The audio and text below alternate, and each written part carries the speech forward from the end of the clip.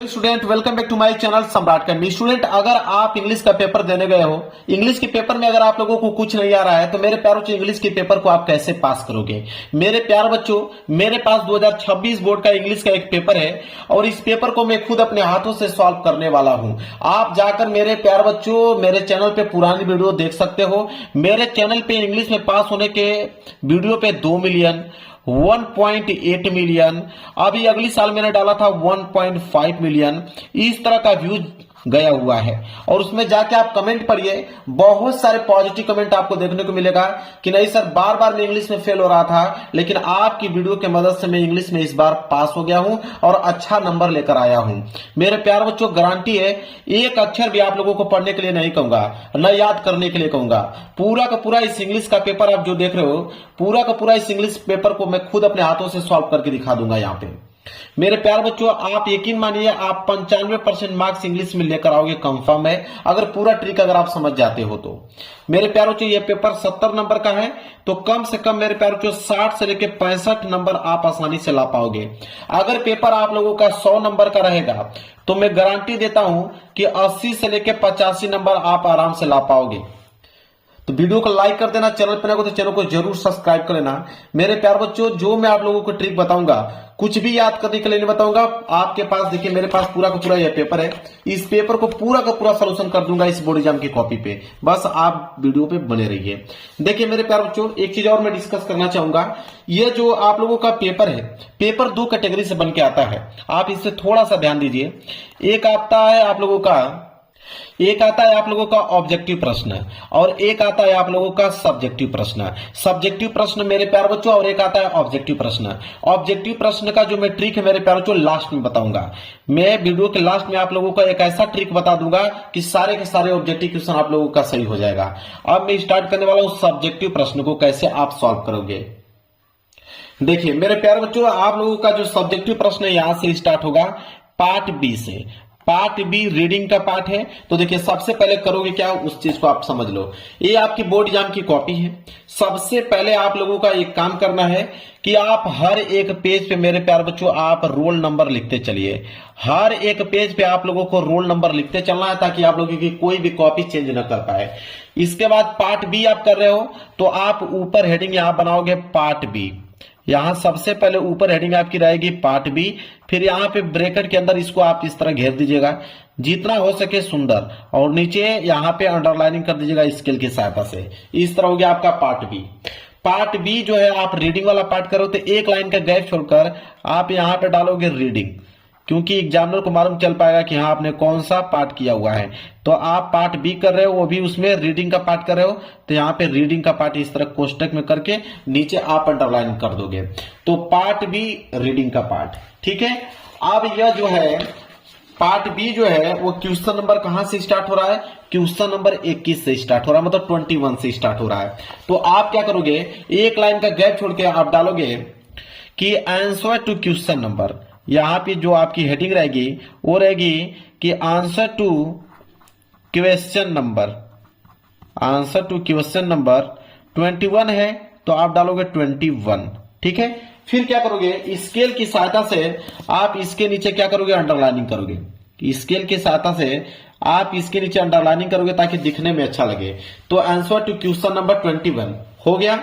चलिए अब मेरे प्यारे बच्चों क्वेश्चन नंबर जो 21 है वो क्या कह रहा है कि read the following passage and answer the question that follow. कहने का मतलब है कि कह रहा है कि एक पैसेज दिया हुआ है। देखिए पैसेज यहां से स्टार्ट है और कहां पे खत्म होगा, यहां तक यह पैसेज दिया हुआ है। कह रहा है कि पैसेज के नीचे 4 प्रश्न है, ए बी सी डी, 4 प्रश्न है। कितने नंबर के लिए, 7 नंबर के लिए। तो यह क्लास 10th का पेपर है। अगर क्लास 12th का पेपर रहेगा तो उसमें जो पैसेज आता है वो 15 नंबर का आता है और ट्रिक सेम रहेगी। तो अगर इस वीडियो के माध्यम से आप पैसेज सॉल्व करने का ट्रिक समझ जाते हो तो इंटर वाले पेपर में भी आप 15 नंबर आसानी से ला पाओगे। देखिए कितना आसानी से आप ला पाओगे बिना कुछ याद किए। अब सबसे पहले पैसेज को पढ़ना है नहीं, पैसेज को आपको पढ़ना ही नहीं है, आपको डायरेक्ट कहां पे जाना है, क्वेश्चन की तरफ। क्वेश्चन क्या बोला है कि what was the duty of the dog. ठीक है। अब ये काम करना है, आपने क्वेश्चन पढ़ लिया, अब इसका आंसर लिखना है। आंसर लिखते समय याद रखें कि क्वेश्चन वर्ड को हटा देते हैं। तो ये जो वाट है, तो वाट को भी हम लोग हटा देंगे, साथ ही साथ जो वाज लिखा है इसको भी हम लोग क्या करेंगे, हटा देंगे।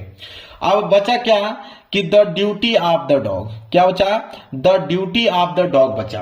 अब हम क्या करेंगे कि अब खोजेंगे कि कहीं पे the duty of the dog दिख रहा है पैसेज में, जहां पे दिखेगा वहीं से प्रश्न को हम लोग सॉल्व करना चालू करेंगे। तो the duty of the dog, चलिए तो पैसेज में हम लोग खोजते हैं। उससे पहले भी आप एक काम कर सकते हो कि जो the duty of the dog जो दिख रहा है इसको आप सब्जेक्ट मान लो, ये हो जाएगा सब्जेक्ट का काम करेगा। इसको सबसे पहले आप लिखो आंसर में।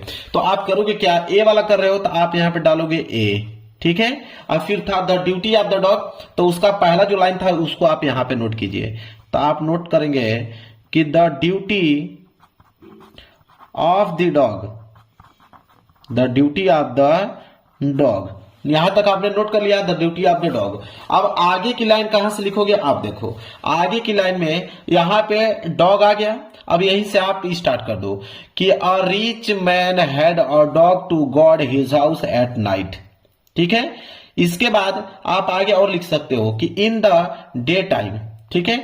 यहां तक करते करते ये भी आप लाइनिंग लिख सकते हो, कहां तक मेरे प्यारों बच्चों, नाइट तक। कहां तक, नाइट तक आप लिख सकते हो। और रिच मैन से उठाइए और कहां तक लिखिए, एट नाइट तक लिखिए। अब 1 2 3 तीन लाइन जब आप मेरे प्यारों बच्चों इसके आगे नोट करोगे, इसके आगे लिखोगे कि अ रिच मैन, आप लिखोगे कि अ रिच मैन, और आगे जो लाइन दिया है उसको आप जैसे दिया है वैसे आप नोट कर लो, जो मैंने बताया जहां तक। जब आप नोट करोगे मेरे प्यार बच्चों तो कम से कम 3 लाइन आपका यहां पे कंप्लीट हो जाएगा। जब 3 लाइन आपका कंप्लीट हो जाएगा यहां पे फुल स्टॉप आप लगा दीजिएगा, ठीक है। लास्ट की लाइन क्या था यहाँ पे, 8 नाइट तक आप लोगों को लिखना है, याद रखें। और रिच मैन से उठाकर कहां तक, 8 नाइट तक, मतलब आपकी जो लास्ट लाइन होनी चाहिए यहाँ पे 8 नाइट तक खत्म होना चाहिए। 8 नाइट तक आप खत्म कर दीजिए, फुल स्टॉप लगा दीजिए। ये आपका आंसर हो गया कंप्लीट। यहां से आपके 2 नंबर हो जाएंगे मेरे प्यारे बच्चों, बिल्कुल कंफर्म। इसके बाद बी वाला करने वाले हो, एक लाइन का गैप छोड़िए, यहां पे डालिए बी।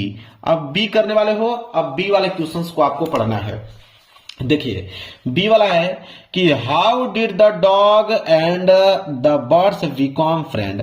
अब यहां पे हाउ डिड को हमें क्या करना है, कैंसिल करना है।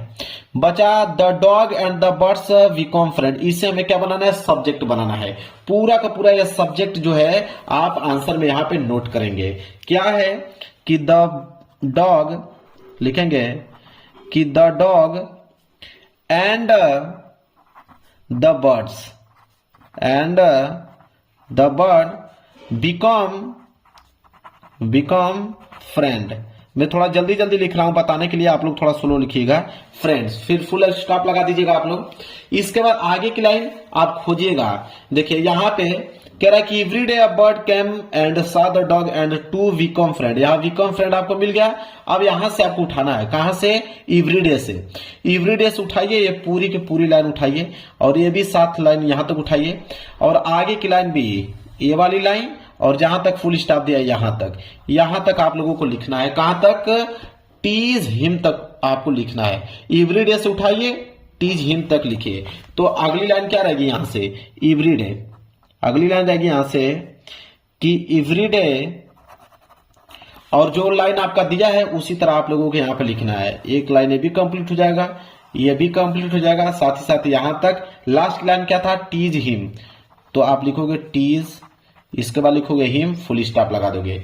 लो भाई, बी वाला का भी आंसर कंप्लीट हो गया। एग्जामिनर आपको यहां से 2 नंबर दे दिया। सी वाला करने वाले हो, एक लाइन का गैप छोड़िए, यहां पे डालिए सी, ठीक है। अब सी वाला देखिए कैसे करोगे। अब सी वाले क्वेश्चंस को पढ़िए। सी वाला है कि how did the dog save the birds. अब यहां पे हाउ डिड को यहां पे आप काटोगे, the dog save the birds, इसको आप सब्जेक्ट मानोगे और सबसे पहले इन्हीं को नोट करोगे। तो यहां आप लिखोगे कि the dog save the birds, the bird. इसके बाद आप लगाओगे फुल स्टॉप। अब आगे की लाइन क्या करोगे, अब आगे की लाइन मेरे प्यारे बच्चों यहां से बीच में से कहीं पे, मेरे प्यारे बच्चों कहीं पे डॉग आपको दिखाई दे रहा है, वहीं से उठाना चालू कर दीजिए। देखिए डॉग आ गया ना, तो आप यहां बीच में से उठा लीजिए। कि but the dog did not get angry because he was glad have someone to play with. ठीक है। One day the birds fell into tub full of water not very far away, यहां तक। ठीक है। मतलब बट से उठाइए और अवे तक आपको समाप्त करना है। तो अगली जो आपकी लाइनिंग रहेगी यहां से बट से आप स्टार्ट करेंगे और जो बीच में दिया था उसको आप यहां पे नोट करोगे। नोट करते करते लास्ट की लाइन क्या था यहां पे, फार अवे, तो यहां पे लिखोगे फार अवे, इसके बाद फुल स्टॉप लगा दोगे। लो भाई सी वाला का आंसर भी यहां पे कंप्लीट हो गया, 2 नंबर आप लोगों को मिल गया। पेज आपका भर गया। पेज जब भर जाए तो यहां कॉर्नर में आप लिख दीजिए पीटीओ। पीटीओ मतलब पेज टर्न ओवर। आप पेज को पलट दीजिए, फिर इस वाले पेज पर करना स्टार्ट कीजिए। चलिए पेज को मैंने पलट दिया। अब डी वाला करने वाले हो तो आप यहां पे डालोगे डी। ठीक है, डी आपने डाल दिया। अब डी वाला प्रश्न देखेंगे क्या है। कह रहा है कि find out the word in the passage which is opposite of near. कह रहा है कि नियर का अपोजिट वर्ड बताइए। तो नियर का अपोजिट वर्ड फार होता है। नियर का अपोजिट वर्ड जो होता है वो फार होता है। ठीक है। अगर आपको ना मालूम हो कि नियर का अपोजिट वर्ड फार होता है तब क्या करोगे, कौन सा ट्रिक लगाओगे वो समझिए। अब मेरे प्यारों को अगर आपको मालूम नहीं है कि नियर का अपोजिट फार ही होता है तो आप यहां से डायरेक्ट उठा सकते हो, आप यहां से हैवी उठा सकते हो। ठीक है। आप यहां से इनफ उठा सकते हो, समझ रहे हो। यहां से आप पीस उठा सकते हो। ठीक है। यहां से मेरे प्यारे बच्चों और चीजें जो आपको दिख रहा है, ये ब्रेक दिख रहा है, ब्रेक उठा सकते हो। मतलब इसमें से कोई भी कीवर्ड आप उठा सकते हो, कोई दिक्कत नहीं है। जो मन करे वो कीवर्ड यहाँ पे मेरे प्यारे बच्चों आप नोट कर सकते हो। वैसे नियर का अपोजिट वर्ड तो फार होता है, लेकिन आपको ना मालूम हो कि फार होता है तो मैंने जो जो कीवर्ड आपको बताया उसमें से कोई भी आप यहाँ पे लिख सकते हैं, कोई भी लिख सकते हैं। आपको एक नंबर यहां से आप लोगों को मेरे प्यारों को मिल जाएगा। आप यकीन मानिए करके आइएगा। तो यहां से पार्ट बी वाला सेक्शन हो गया मेरे प्यारों को बिल्कुल खत्म। अब स्टार्ट होगा राइटिंग का पार्ट। आप देखिए राइटिंग वाला पार्ट कैसे करोगे आप वो समझिए। राइटिंग वाला पार्ट करने जा रहे हो तो आप एक लाइन का गैप छोड़कर यहां से आप राइटिंग वाले पार्ट को यहां पे आपको हेडिंग डालना है कि आपने यहां से राइटिंग वाला पार्ट करना स्टार्ट कर रहे हो। ठीक है। राइटिंग का पार्ट, इसके नीचे आप स्केल की सहायता से क्या कर सकते हैं, अंडरलाइनिंग कर सकते हैं। ये हो गया राइटिंग का पार्ट।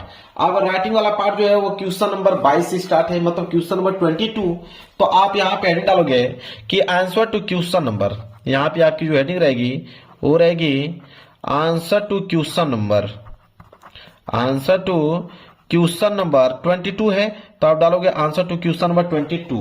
फिर स्केल की सहायता से आप इसके नीचे अंडरलाइनिंग कर दीजिएगा, स्केल लिए रहिएगा और इसके नीचे अंडरलाइनिंग कर दीजिएगा आंसर टू क्वेश्चन नंबर 22।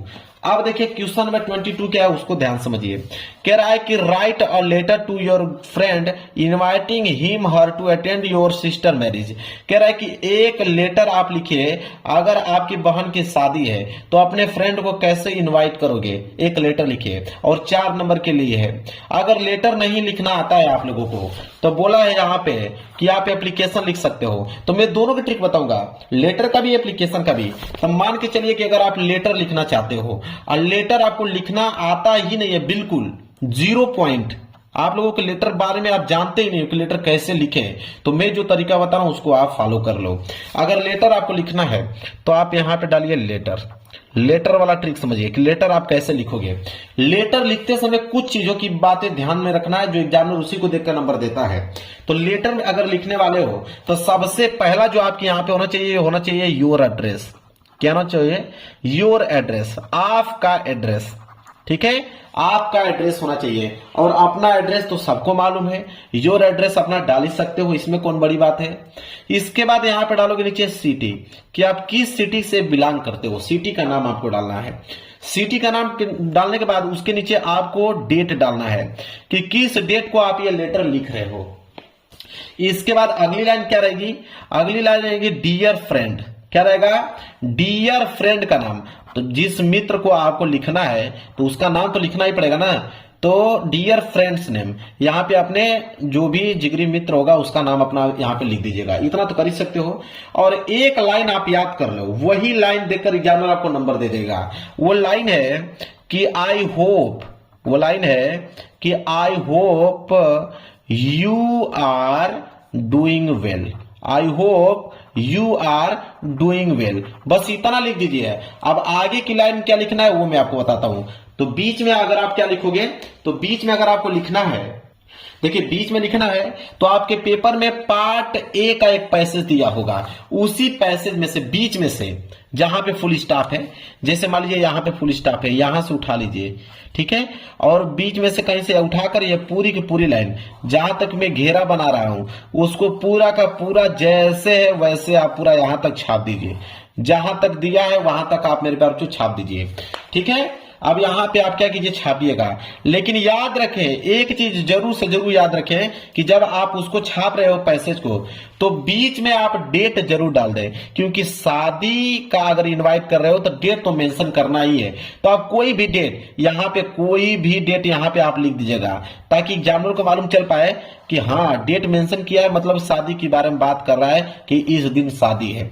बाकी जो मैं पैसेज आपको बताया हूं वही पैसेज है, पूरा का पूरा पैसेज आप बीच में छाप दीजिए, बीच में आप कोई ना कोई एक डेट डाल दीजिएगा, इतना काम कर सकते हो। इसके बाद लास्ट यहां कॉर्नर में आपको लिखना है योर लवली फ्रेंड। क्या लिखना है, योर लवली फ्रेंड, मतलब तुम्हारा प्रिय मित्र। कौन, योर नेम, मतलब यहां पे अपना नाम लिख दीजिएगा, योर नेम, यहां पे अपना नाम लिख दीजिएगा। क्लियर है। चलिए अब देखिए, लेटर आप लोगों को लिखना नहीं आता था, लेकिन आपने लेटर लिख दिया, नंबर भी आपको मिल जाएगा, 4 में 4 नंबर।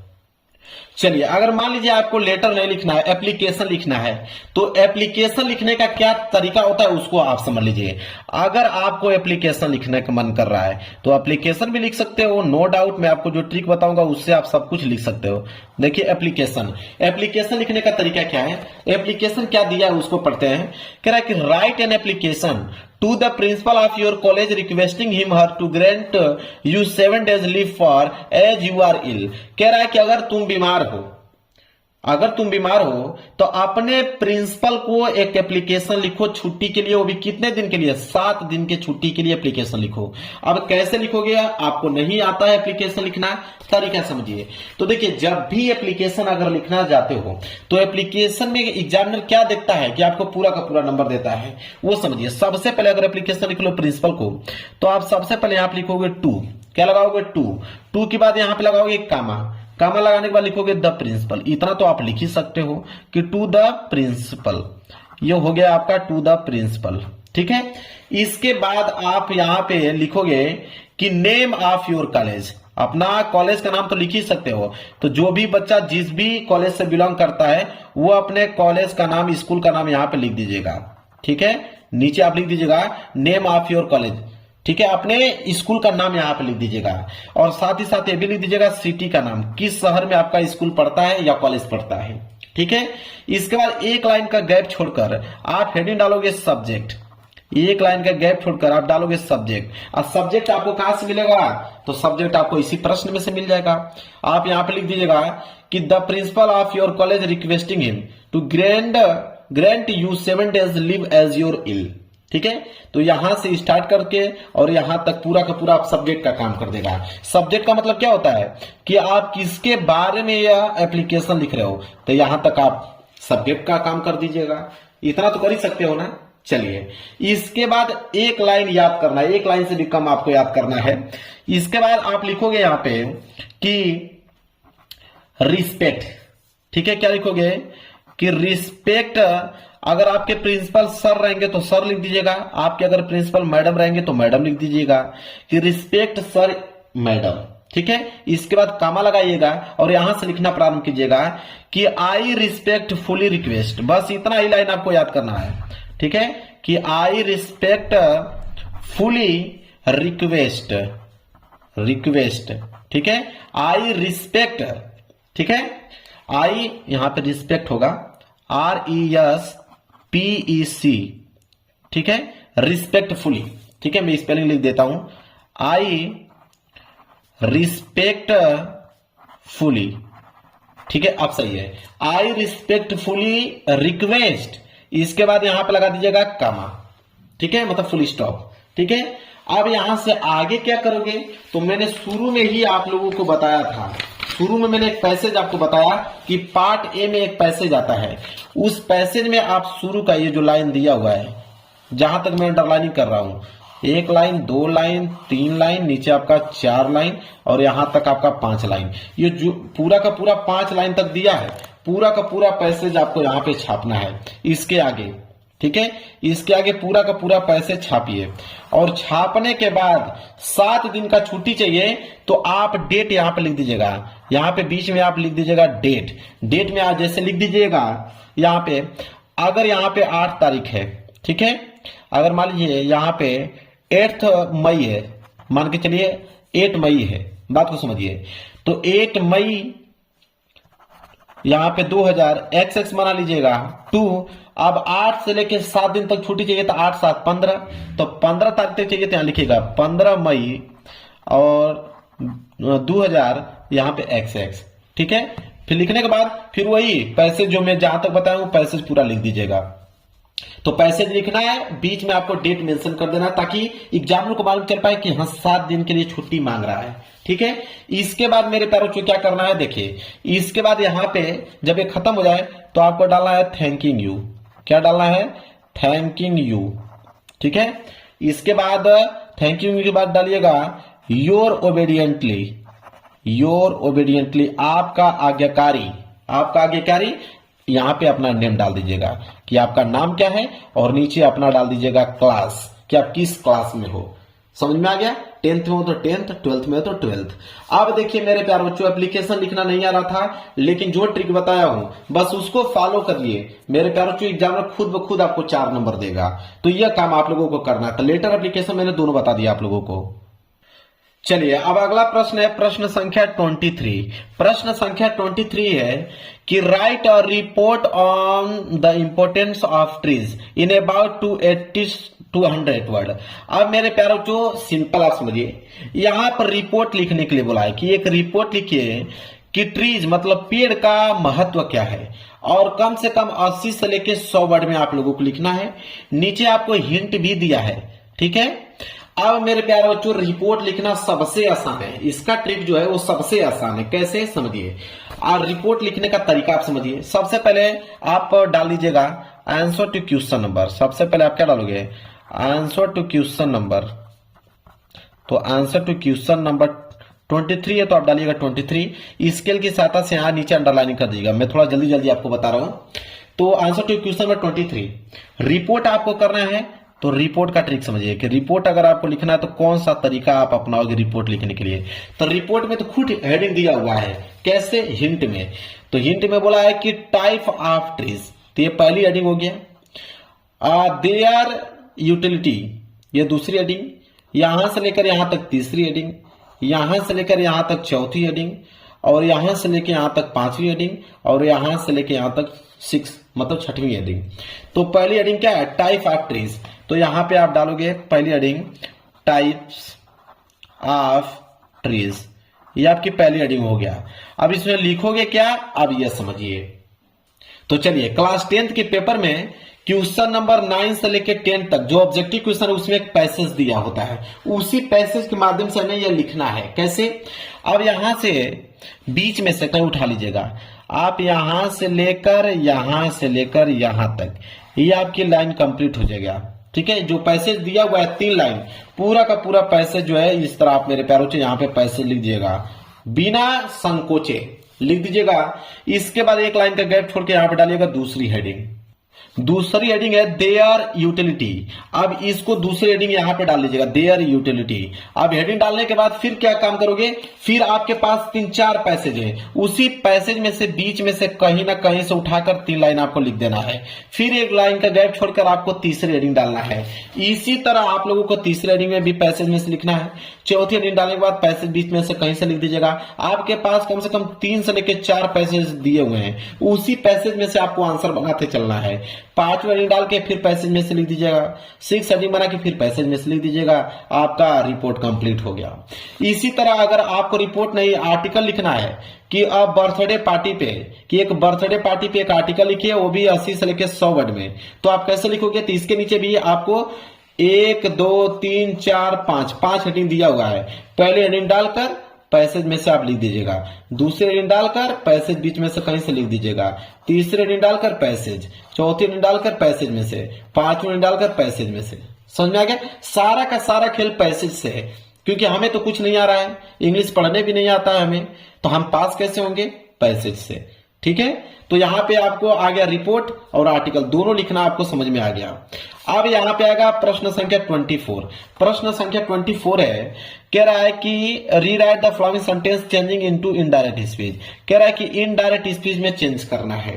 ठीक है, कह रहा है कि the teacher said to me, the teacher said to me, और इधर दिया हुआ है कि the teacher said to me why are you not doing your work. ठीक है, इसे हमें इनडायरेक्ट स्पीच में चेंज करना है। ठीक है, अब इनडायरेक्ट स्पीच में कैसे हम चेंज करेंगे ये समझिए, बिल्कुल सिंपल है, मेरे ख्याल से नहीं आ रहा है फिर भी आप इसको कर पाओगे। तो यहां पे क्या था, मैं इसको नोट कर देता हूं थोड़ा सा। ठीक है, यहां पे मैं नोट करके आपको बता देता हूं ताकि आपको अच्छे से समझ में आ पाए। The teacher said to me, ठीक है, मैं यहां पे लिखता हूं ताकि समझा पाऊं आपको कि the teacher said to me, the teacher said to me, फिर कामा था, फिर डबल इन्वर्टेड कामा के अंदर क्या है, ठीक है, अब इधर पलटते हैं, फिर है आपका why are you not doing your work. अब कह रहा है कि टीचर मुझसे कहता है कि why are you not doing work, ठीक है, कि तुम अपना काम कैसे करते हो। ठीक है, अब अपना काम क्यों नहीं करते हो। ठीक है, अब समझिए कि इसे हमें इनडायरेक्ट स्पीच में चेंज कर रहा है। तो अब यहाँ पे द टीचर सेड टू में है ना, अब इसको आप कैसे चेंज करोगे, आप लिखिएगा यहाँ पे कि द टीचर है तो आप द टीचर उतार दीजिए। देखिए समझिए, द टीचर है तो द टीचर उतार दीजिए। अब सेड टू मी, मुझसे कहता है, और वहां पे प्रश्न पूछने का काम कर रहा है, तो जब भी प्रश्न पूछने का काम करे तो हमेशा आस्क्ड लगाया जाता है कि द टीचर, यहां पे लगाएंगे asked, the teacher asked me. इसके बाद कामा को हटा दीजिए। कामा हटाने के बाद मेरे प्यार बच्चों, ये जो आपका WH वर्ड वाई है, उसको वाई दिया है तो वाई को वाई नोट कर दीजिए, जो वाई दिया तो वाई को वाई लिख दीजिए। इसके बाद ध्यान रहे, are you not doing your work. ठीक है, अब यहां पे आर दिया हुआ है, मतलब कि ये आपका सिंपल प्रेजेंट है, तो इसको सिंपल पास्ट में चेंज कर दीजिए। तो सिंपल पास्ट में चेंज करेंगे तो आई आर है तो यहां पे हो जाएगा आई, आई के साथ वाज का प्रयोग करते हैं, तो आई वाज। नॉट दिया हुआ है तो आप यहां पे नॉट लगाएंगे। इसके बाद डूइंग है तो आप यहां पे डूइंग लिखिएगा। योर वर्क है तो यहां पे लिख दीजिएगा माई वर्क। योर वर्क है तो यहां पे लिख देंगे माई वर्क, फुल स्टॉप लगा दीजिए, हो गया भाई कंप्लीट। इसी तरह change the following to passive voice. Passive voice में चेंज करना है कि the king did not kill the tiger. तो देखिए, ये होता है सब्जेक्ट और ये होता है ऑब्जेक्ट। तो पैसिव वॉइस में ऑब्जेक्ट को सब्जेक्ट बनाते हैं, सब्जेक्ट को ऑब्जेक्ट बनाते हैं, वर्ब का थर्ड फॉर्म लगाते हैं, बाई का प्रयोग करते हैं। तो द टाइगर सब्जेक्ट का काम करेगा, तो ये हो जाएगा द टाइगर। ठीक है, ये हो जाएगा द टाइगर। अब यहां पे डिड नॉट है तो यहां पे हम लोग वाज नॉट का प्रयोग करेंगे। ठीक है, वाज नॉट, तो हो जाएगा द टाइगर वाज नॉट। इसके बाद वर्ब का थर्ड फॉर्म, किल का जो थर्ड फॉर्म हो जाएगा किल्ड। इसके बाद बाई का प्रयोग करेंगे और जो ये आपका सब्जेक्ट है वो ऑब्जेक्ट का काम करेगा, तो killed by the king, full stop लगा दीजिए, हो गया। चलिए, इसी तरह पेंचुएट द फॉलोइंग, इसको हमें पेंचुएट करके लिखना है। तो ध्यान है कि जब भी पेंचुएट करने के लिए दे, अब बोले यहां पे सेड टू आ जाए तो समझ लीजिए कि ये डायरेक्ट स्पीच का सेंटेंस दिया हुआ है। और डायरेक्ट स्पीच में क्या करते हैं, जैसे यह कैपिटल स्मॉल है तो इसको कैपिटल कीजिए, तो कैपिटल करोगे तो हो जाएगा रमेश, ये हो जाएगा रमेश। सेड टू, तो आप लिखोगे सेड टू, ये मोहन का पहला अक्षर एम जो है वो कैपिटल होना चाहिए, मोहन। तो रमेश सेड टू मोहन, इसके बाद कामा लगा दीजिए, इसके बाद डबल इन्वर्टर कामा लगा दीजिए, फिर आर यू नॉट। अब आर यू नॉट है तो इसको आप लिखोगे यहां पे, अब इन्वर्टर कामा के अंदर पहला अक्षर कैपिटल होना चाहिए, तो आर लिखोगे। ठीक है, मतलब ए स्मॉल है तो इसमें ए कैपिटल हो जाएगा। तो आर, यू है तो यू, नॉट है तो नॉट, इसके बाद गोइंग है तो गोइंग, इसके बाद टू प्ले टूडे, यहां पे इसके बाद आर से स्टार्ट हुआ, डबल इंट्रोगेटिव है। ठीक है, आर है, आर से स्टार्ट है मतलब इंट्रोगेटिव सेंटेंस है, तो यहां पे क्वेश्चन वर्ड लगाओगे और यहां पे डबल इन्वर्टेड कॉमा उसको क्लोज कर दोगे। क्लियर आ गया। इस तरह आप कर सकते हो। इसके बाद translate the following into English, मतलब ये जो दिया हुआ है कि मैं कल अपने माता पिता के साथ बाजार जा रहा था, रास्ते में मेरा एक घनिष्ठ मित्र मिला, उसने मुझे अपने माता पिता के बारे में बताया, हम दोनों एक दूसरे के बारे में जानकर बहुत प्रसन्न हुए। अब इसको आपको ट्रांसलेट करना है। ट्रांसलेट करना नहीं आ रहा है, कोई दिक्कत नहीं है। मैंने कहा आप लोगों को, मान लीजिए पैसेज दिया हुआ है, इसी पैसेज में से ये जो लाइन आपको बचा हुआ है, 1 लाइन, 2 लाइन, ये आपका 3 लाइन, ये आपका 4 लाइन, जैसे दिया हुआ है पूरा का पूरा इसके नीचे आप लिख दीजिए। एग्जामिनर जब चेक करेगा तो उसको मालूम चलेगा कि हाँ आपने लिखा हुआ है, इसका ट्रांसलेशन किया हुआ है, वो नंबर आप लोगों को दे देगा। अब आता है यहाँ पे लिटरेचर वाला पार्ट। लिटरेचर वाले पार्ट में मेरे प्यारे बच्चों, एक आता है शॉर्ट क्वेश्चन, एक आता है आपका लॉन्ग क्वेश्चन। ठीक है, शॉर्ट क्वेश्चन 30 से 40 वर्ड में लिखना होता है। ठीक है, अब कैसे लिखोगे शॉर्ट क्वेश्चन, उसका आंसर समझिए। बोला है जैसे मान लीजिए कि answer the following question in about 30 to 40 word, 30 से 40 वर्ड में इसका आंसर लिखना है। बोला है ये वाला प्रश्न है कि व्हाट मेड लेंचो एंग्री, इसका हमें उत्तर लिखना है 30 से 40 वर्ड में, ताकि हमें 3 नंबर मिल पाए। तो हम व्हाट को यहाँ पे काट देंगे, मेड को भी काट देंगे, लेंचो एंग्री। अब यहाँ पे हम लेंचो एंग्री को सब्जेक्ट मान लेंगे, लेंचो एंग्री को हमने सब्जेक्ट मान लिया। इसके बाद हम क्या करेंगे कि बीच में से कहीं पे पैसेज दिया, मान लीजिए पैसेज दिया है, बस यहीं से उसके आगे आपको लिखते चलना है जब तक 30 से 40 वर्ड कंप्लीट ना हो जाए। यही काम मेरे प्यारे बच्चों आपको हर एक क्वेश्चन में करना है, 30 से 40 वर्ड में जो क्वेश्चन लिखना है। ठीक है, इसके बाद अगर मान लीजिए ये वाला प्रश्न आपको बी वाला करना है कि what did Valli do after she got into the bus, तो व्हाट डिड को काटिए, इसको आप सब्जेक्ट बनाइए, पैसेज में से उसके आगे लिख दीजिए। कब तक लिखना है, जब तक 30 से 40 वर्ड कंप्लीट ना हो जाए। समझ में आ गया आप लोगों को। इसी तरह आगे क्वेश्चन करना है। अब आएगा लॉन्ग, जो कि 4 नंबर मिलेगा, उसको 60 वर्ड में लिखना होता है। जैसे मान लीजिए ये दिया है कि how did Gautam Buddha convince किस्सा गौतमी दैट डेथ इज इनवेडिबल। ठीक है, अनवेडिबल दिया हुआ है। तो अब इसको हमें लिखना है 60 वर्ड में। तो हम क्या करेंगे कि जो हाउ डिड दिया है उसको हम कैंसिल कर देंगे। अब ये जो यहां तक पूरा लाइन दिया है इसको हम सब्जेक्ट बना लेंगे, पूरा का पूरा लाइन सब्जेक्ट में लिख दीजिएगा। इसके बाद उसके आगे क्या लिखिएगा, पैसेज में से आपको बीच में से कहीं से ना कहीं से 2-2 लाइन उठाकर हर पैसेज में से 60 वर्ड में उसको कन्वर्ट कर देना है। आपका आंसर भी कंप्लीट हो जाएगा, एग्जाम में पूरा का पूरा नंबर भी आप लोगों को दे देगा। यही काम आप लोगों को करना है। इसके बाद आता है 4 लाइन का पोयम लिखने के लिए। ये बात याद रखें, 3 नंबर मिलेगा आपको। 4 लाइन का पोयम लिखने के लिए आता है। तो देखिए पोयम लिखने का मैं तरीका आप लोगों को बता देता हूं, बहुत सिंपल है पोयम लिखने का तरीका।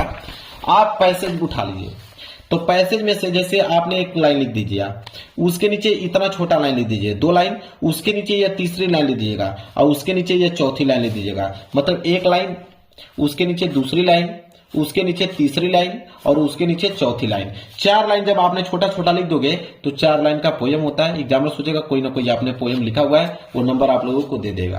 और अन्यथा अगर पोयम आपको याद है तो पोयम आपको तो सही से लिखना ही है, नहीं याद है तब जाके ये ट्रिक आप लोगों को लगाना है।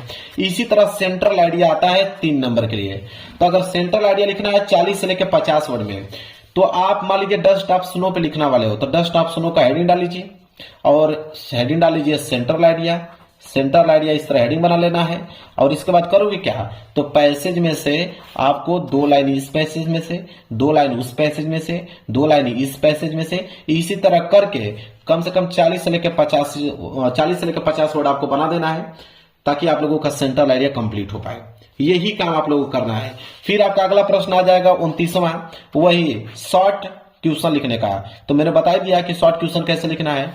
यहाँ पे व्हाट और वेयर का काटिए, यह सब्जेक्ट का काम करेगा। फिर आगे पैसेज में से आपको छाटकर 30 से लेकर 40 वर्ड बना देना है। बस यही काम करना है। इसी तरह करते करते आपका पूरा का पूरा ये हो गया कंप्लीट। ये 30वां प्रश्न भी है, 60 वर्ड में लिखना है, 4 नंबर मिलेगा। तो यहाँ पे बोला है कि give a character sketch of Malinda. तो यहाँ पे लिख दीजिएगा कि a character sketch of Malinda, ये हेडिंग हो जाएगी। और पैसेज में से आपको एक एक लाइन इस तरह आपको लिखते चलना है, ताकि 60 वर्ड जब तक कंप्लीट ना हो जाए।